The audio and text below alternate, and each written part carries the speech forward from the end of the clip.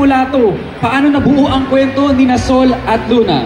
To share with us the inspiration behind si Sol at si Luna, let's give a big hand to the driving force behind the story and its direction, Direk Dolly Dulu. Thank you. Thank you, Los. Thank you po sa lahat ng press na nandito para sa aming press con. Well, tatuloy pa ba? Ang hirap naman, nakatayo ka, nakahils ako eh. Well, sige, brief lang naman siya, brief background.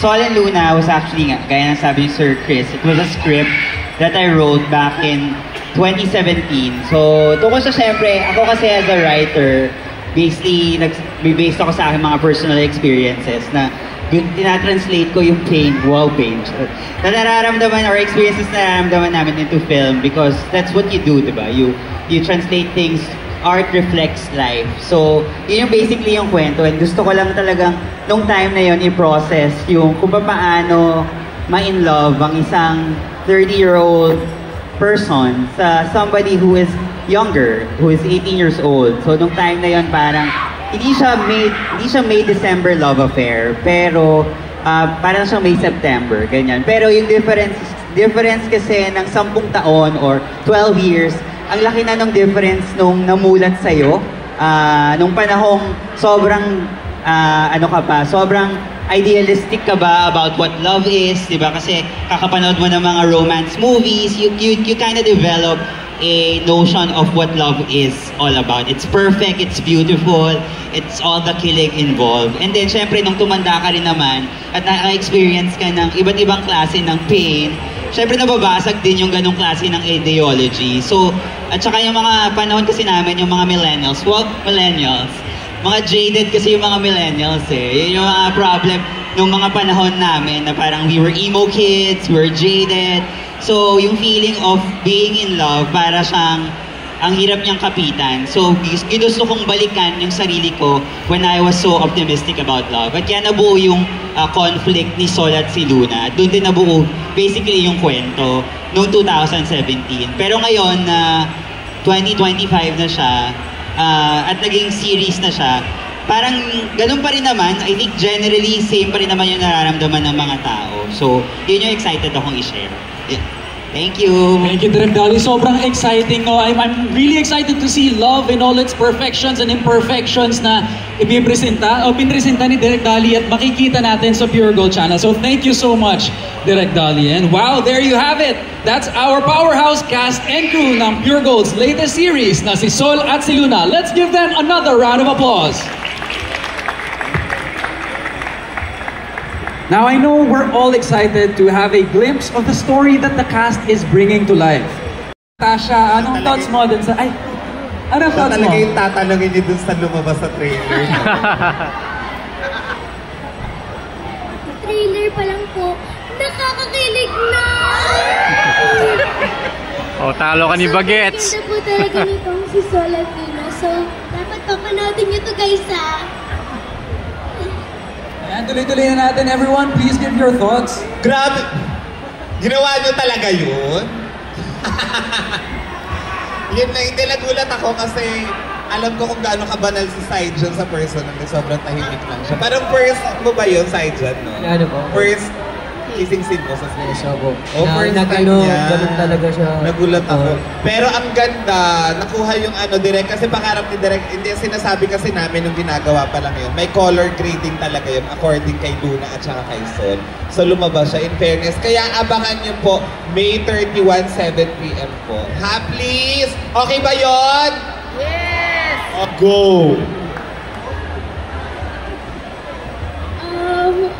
Good afternoon po. Nung napanood ko yung trailer, grabe. Ibang-iba, pang national, international, project. Kaya, sobrang proud ako sa lahat ng cast, sa lahat din ng nakasama ko. At, yes! To the highest level. Magandang hapon po.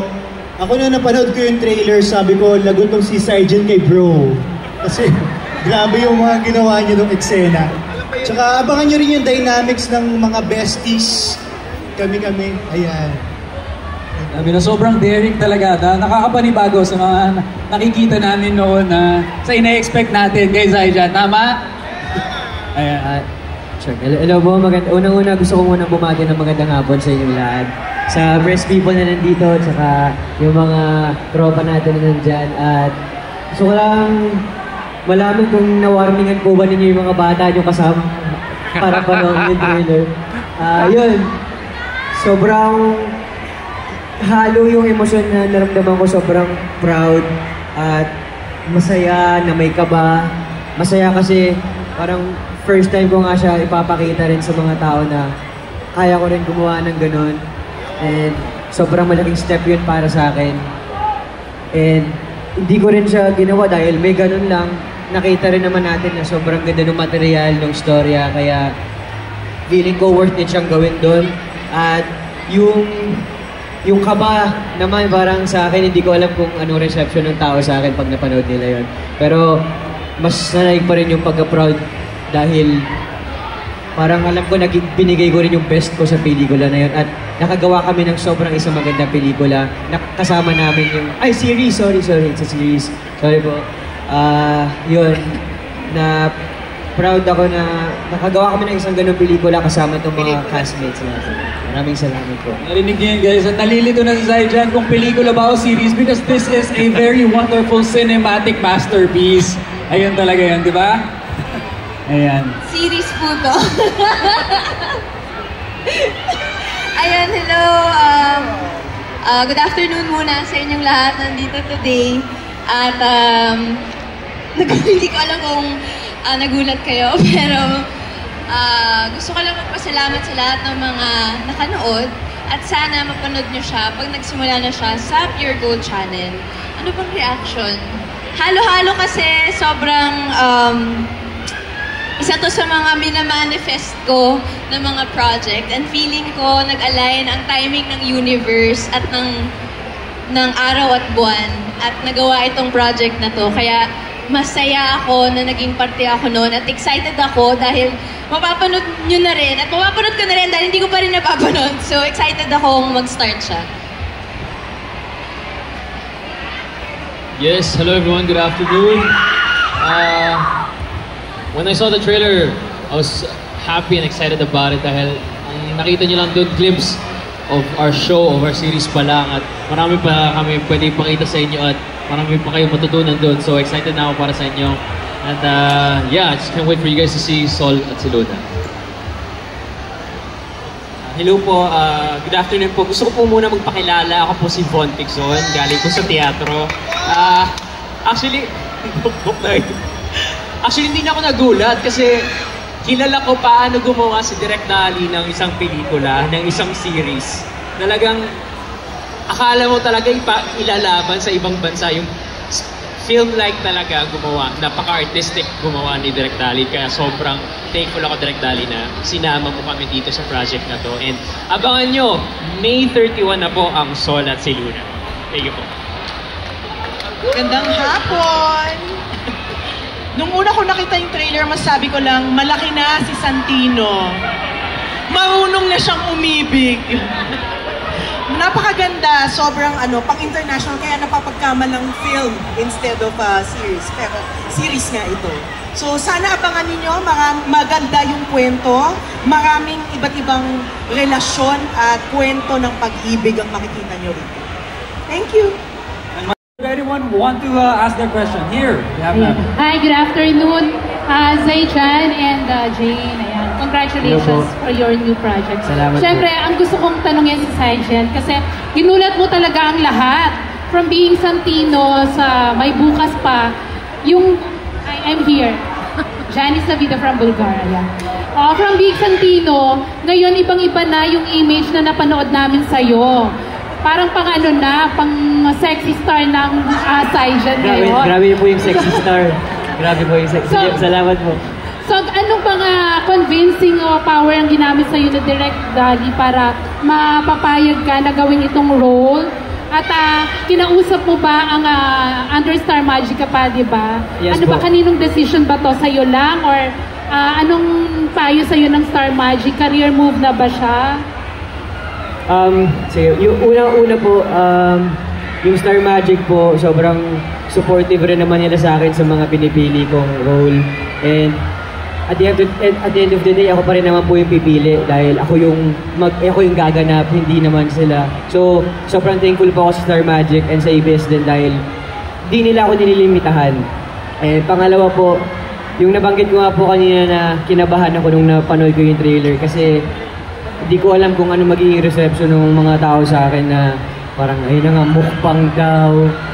Pero sobrang saya ko dahil nakaka-receive din ako ng mga comments na hindi ako takot mag-explore sa ibang role.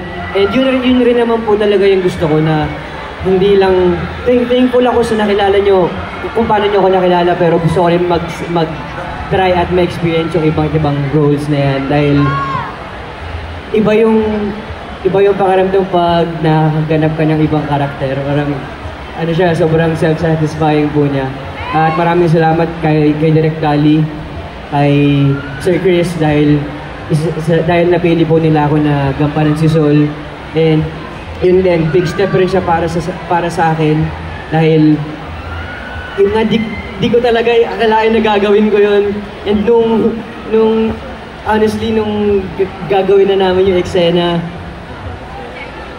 hindi talaga ako mapakali, as in, naramdam ni Direk Dali yung bigat na sobrang hirap po kasi nung eksena talaga para sa akin dahil siya parang mapupull off ko ba to?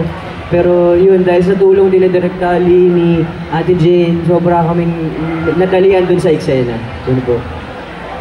Yung follow-up question ko, Saichan, kasi for you to do that role, I'd like to ask, and I'm curious, kung in real life ba, na in love na rin si Saichan? Oo naman po, syempre naman. Parang sa edad ko naman na to, napagdaanan ko na rin naman na yun. At nakatulong din siya na nakatulong din siya para sa akin na ilagay yung mga ganong mga pakiramdam ni Sol. And feeling ko naman makikita nyo rin po dun sa series ng Actor. Naputol, Saichan, at have you experienced doing that same scene in real life? Yes!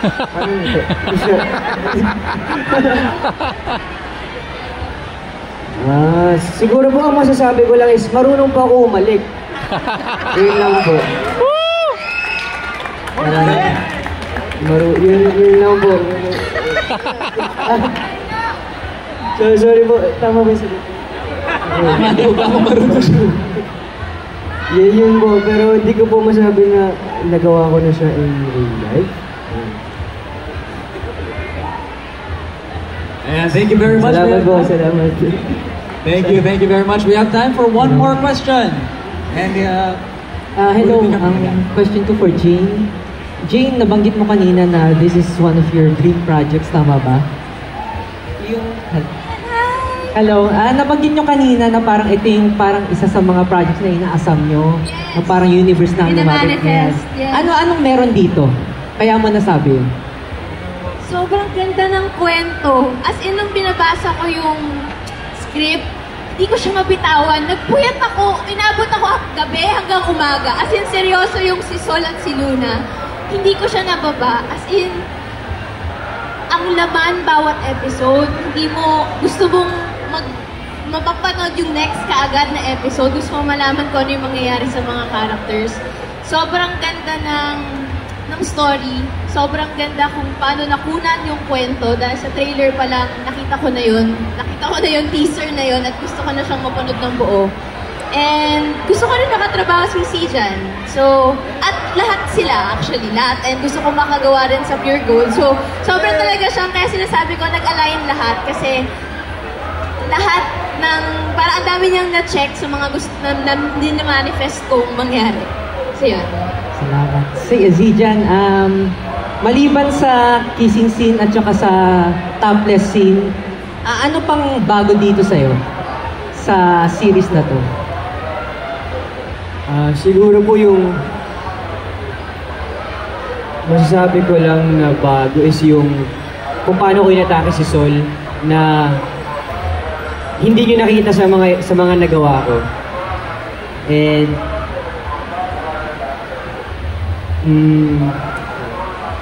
yun, feeling ko ibang Zijan yung makikita nyo po dito sa pelikula na to dahil alam ko na tinrabaho ko din siya, na gusto ko din makita ng ibang tao na yun nga po yung image nila sa akin na okay, parang na-stick siya sa banal, ganyan, kay bro. Pero like, gusto ko ipakita na kaya ko rin talaga, ibang side naman ng pagpapakilig tsaka yung coming of age. Yes, yun po.